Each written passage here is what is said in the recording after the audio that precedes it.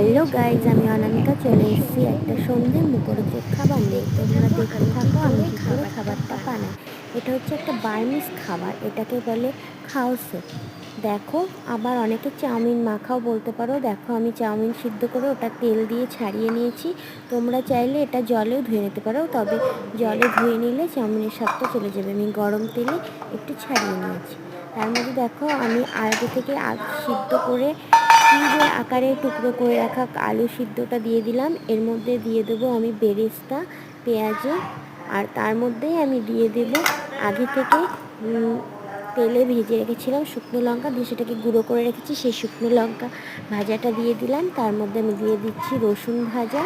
আর এর মধ্যেই তোমরা আর একটা জিনিস অ্যাড করতে পারো, সেটা হচ্ছে ছোলার ছাতু। আপাতত আমার কাছে ছিল না, তার জন্য আমি দিতে পারিনি। তোমরা এর মধ্যে ছোলার ছাতু থাকলে অবশ্যই দেবে।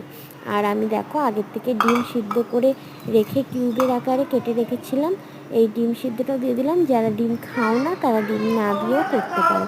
আর সব শেষে দিয়ে দেবো একটু লেবু। আর তোমরা একটু চেখে দেখবে, আমি আগের থেকে চাউমিন সিদ্ধর মধ্যে নুন মিষ্টিটা দিয়েছিলাম। এবার তোমরা চেখে দেখবে, তোমাদের যদি নুন মিষ্টি টক আর একটু লাগে তুমি প্রয়োজন মতো